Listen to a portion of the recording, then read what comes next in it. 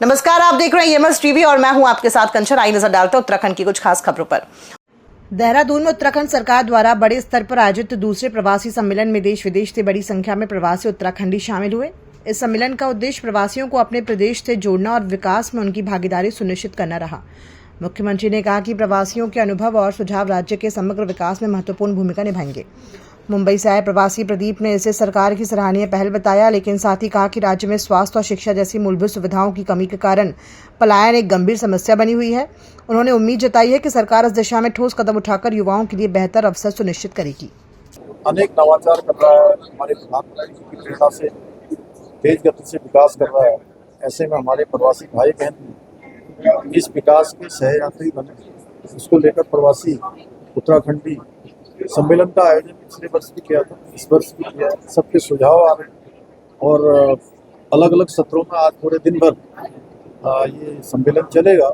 इसमें से जो सुझाव आएंगे उन सुझावों को हम लोग अमल में लाएंगे, सरकार की नीतियों में भी उसको सम्मिलित करेंगे। पिछले वर्ष कुछ लोगों ने अपने पैतृक गाँव को गोद लेना प्रारंभ किया है, उस काम को और विस्तार देंगे, उसमें और सरलता लाएंगे।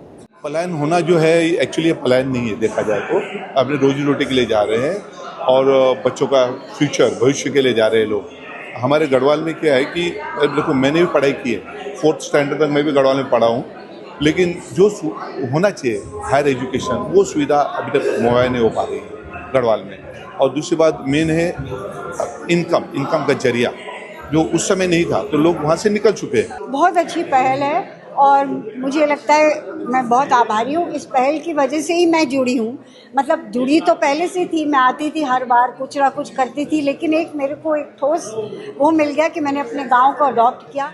उत्तराखंड राज्य स्थापना की रजत जयंती पर आयोजित 2 दिवसीय विशेष विधानसभा सत्र के दूसरे दिन विपक्षी विधायकों ने सरकार को कटघरे में खड़ा किया। विपक्ष ने मूल निवास, स्थायी राजधानी, गैर सैन्य महिला सुरक्षा, स्वास्थ्य और शिक्षा जैसी बुनियादी व्यवस्थाओं पर सवाल दागे। नेता प्रतिपक्ष व कांग्रेस के विधायक यशपाल आर्य ने कहा कि राज्य निर्माण के 25 वर्ष बीत जाने के बाद भी उत्तराखंड के सामने अनेक चुनौतियां बरकरार हैं। उन्होंने कहा कि राजनीतिक मतभेदों से ऊपर उठकर राज्य के भविष्य का ठोस रोड मैप तैयार करना होगा। ये समय आत्ममंथन का है, आत्म प्रशंसा का नहीं। जनता हमसे जवाब चाहती है। गैरसैंण की स्थापना किसने की? हमने तो जब पहली गवर्नमेंट बनी 2012 में, तो हमने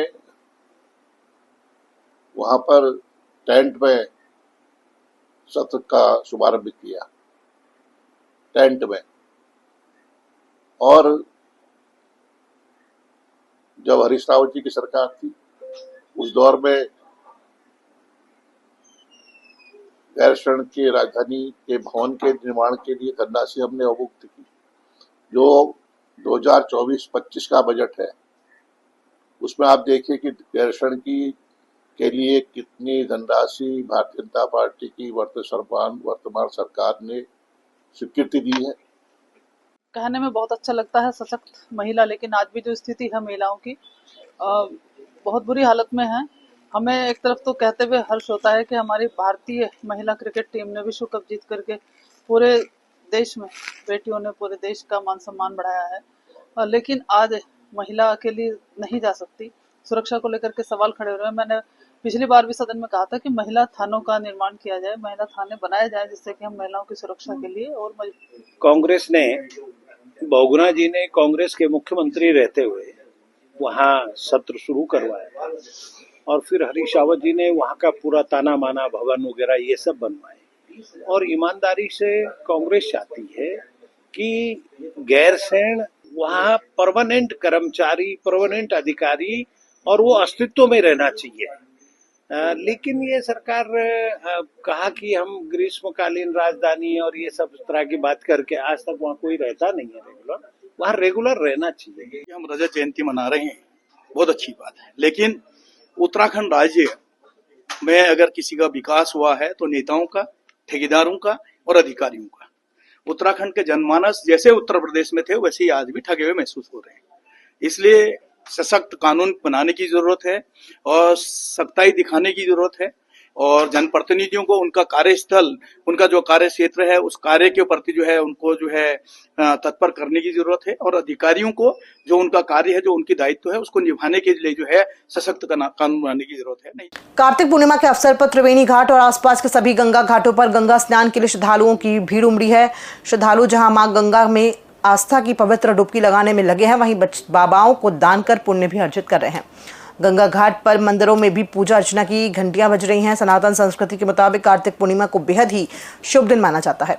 खासतौर पर कार्तिक पूर्णिमा को सबसे मंगलकारी दिन कहा जाता है, क्योंकि इस दिन गंगा स्नान का विशेष पुण्य प्राप्त होता है। संयोग से आज कार्तिक पूर्णिमा के साथ नानक जयंती भी मनाई जा रही है। ग्रह का उद्धार किया था, पूर्णमासी का दिन था, और आज भी कार्तिक पूर्णिमा में भगवान नारायण के उदय काल को देखते हुए प्रातः काल जिन्होंने 1 महीना कार्तिक का पूजन, व्रत और दीप दान किया है, उन्होंने आज कार्तिक के इस पूर्णमासी के पावन पर्व पर उसका उद्यापन किया, हवन किया और पिंडदान आदि करके पितरों के लिए जल तर्पण किया। स्वास्थ्य विभाग की टीम ने रुड़की में 2 अस्पतालों पर छापेमारी कर बड़ी कार्रवाई की। टीम ने सुनहरा रोड स्थित कैलाश नर्सिंग होम और मां जच्चा बच्चा हॉस्पिटल में गंभीर खामियां मिलने पर दोनों के ऑपरेशन थिएटर सील कर दिए। इसके बाद स्वास्थ्य विभाग की टीम रामनगर स्थित मेट्रो सिटी हॉस्पिटल और मैक्स हेल्थ केयर पहुंची और दोनों के ऑपरेशन थिएटर सील कर दिए। एसीएमओ हरिद्वार डॉक्टर रमेश कुंवर के नेतृत्व में हुई इस कार्रवाई के दौरान कई अस्पतालों का निरीक्षण किया गया। विभाग को लंबे समय से शिकायतें मिल रही थी कि कुछ अस्पताल बिना जरूरी दस्तावेजों और लाइसेंस के संचालन कर रहे हैं। इन्हीं शिकायतों के आधार पर ही कार्रवाई की गई। डॉक्टर रमेश कुंवर ने बताया कि जिन अस्पतालों पर कार्रवाई हुई है उन्हें नोटिस जारी किया गया है और संचालकों को अस्पतालों के दस्तावेजों के साथ हरिद्वार कार्यालय में उपस्थित होने के निर्देश दिए गए हैं। लापरवाही कोई अगर मामला संज्ञान में आता है तो तत्काल कार्रवाई की जाती है उस पर। यदि आती है तो नियमानुसार जो भी जांच कर कार्रवाई की जाएगी। और उनका आईसीयू बंद किया गया था, आईसीयू रोटी बंद की गई थी, गए हुए थे जांच करने के लिए। पहाड़ों में वेस्टर्न डिस्टर्बेंस के चलते एक बार फिर मौसम में बदलाव आया है, जिसके चलते सीमांत जनपद चमोली के उच्च हिमालयी क्षेत्रों में देर रात से सीजन की दूसरी बर्फबारी देखने को मिली है। भू बैकुंठ नगरी श्री बद्रीनाथ धाम में भी आज कार्तिक पूर्णिमा पर्व पर श्रद्धालुओं को बर्फबारी देखने को मिली। पूरा बैकुंठ धाम बर्फ की सफेद चादर ओढ़े बेहद आकर्षक नजर आ रहा है। बर्फबारी के बाद धाम की आध्यात्मिक छवि में 4 चांद लग गए हैं। तीर्थयात्री सर्द मौसम के बीच पवित्र अलकनंदा नदी में कार्तिक स्नान के तहत आस्था की डुबकी लगाकर भगवान श्री हरिनारायण प्रभु के दर्शनों का पुण्य लाभ अर्जित कर रहे हैं। धाम के चारों ओर जहां तक नजर दौड़ाओ सफेद बर्फ नजर आ रही है। कार्तिक पूर्णिमा स्नान को लेकर श्रद्धालुओं में गजब का उत्साह दिख रहा है। श्री गुरु नानक देव के 556वें प्रकाश पर्व को विश्व भर में धूमधाम से मनाया जा रहा है। इस अवसर पर देहरादून के गुरुद्वारा श्री गुरु सिंह सभा गोविंद नगर रेस कोर्स में मुख्यमंत्री पुष्कर सिंह धामी ने माथा टेका। इस दौरान गुरुद्वारे में भारी संख्या में श्रद्धालुओं की भीड़ देखने को मिली। मुख्यमंत्री पुष्कर सिंह धामी ने गुरु नानक को नमन करते हुए कहा कि उनके मार्गदर्शन में सभी धर्मों को आगे बढ़ाने का मौका मिला।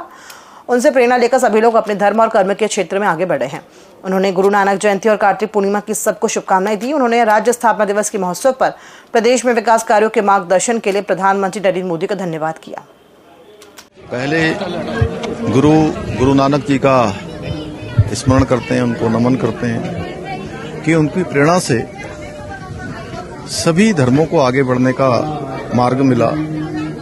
उन्होंने अपने जीवन में एक ऐसा काम किया कि सभी लोग उनके जीवन से प्रेरणा लेकर आज धर्म के क्षेत्र में, कर्म के क्षेत्र में आगे बढ़ रहे हैं। आज गुरु पर्व है, 556वां यहाँ पर गुरु पर्व का आयोजन हो रहा है। मैं सभी को, आज कार्तिक पूर्णिमा भी है, कार्तिक पूर्णिमा की भी मैं सभी को बधाई देता हूँ, गुरु पर्व की भी बधाई देता हूँ। उत्तराखंड के देवप्रयाग विधानसभा क्षेत्र से चयनित मेधावी छात्र 8 नवंबर से गुजरात भ्रमण पर जाएंगे। इस शैक्षिक यात्रा की पहल विधायक विनोद कंडारी ने की है। देवप्रयाग विधानसभा के मेधावी छात्रों को प्रधानमंत्री नरेंद्र मोदी के गृह राज्य गुजरात की यात्रा पर भेजने की तैयारी पूरी हो चुकी है। विधायक विनोद कंडारी के प्रयासों से आयोजित इस शैक्षिक भ्रमण का उद्देश्य छात्रों को देश की संस्कृति, विकास मॉडल और औद्योगिक प्रगति से अवगत कराना है। इस यात्रा में देवप्रयाग क्षेत्र के लगभग 85 छात्र शामिल होंगे, जिन्हें 8 नवंबर से गुजरात के अहमदाबाद, गांधीनगर और सूरत जैसे प्रमुख शहरों का भ्रमण कराया जाएगा।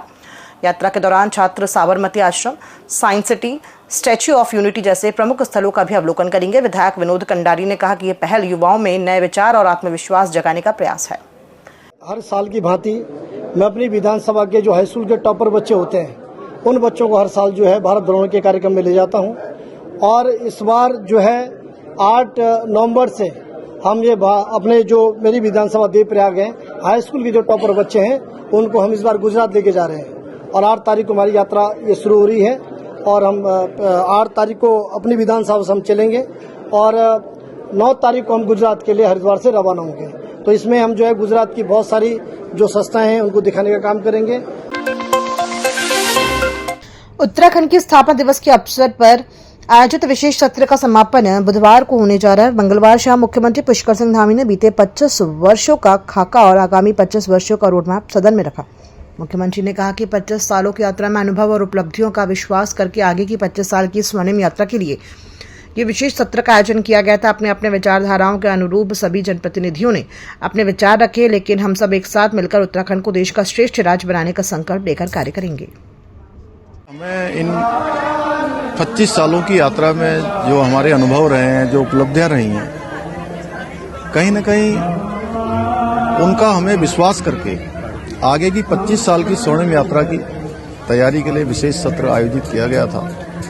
अपने अपने विचारधारा के अनुरूप लोगों ने वहां पर अपने विचार रखे, लेकिन फिर भी हम सब मिलकर उत्तराखंड को देश का श्रेष्ठ राज्य बनाने के लिए काम करेंगे।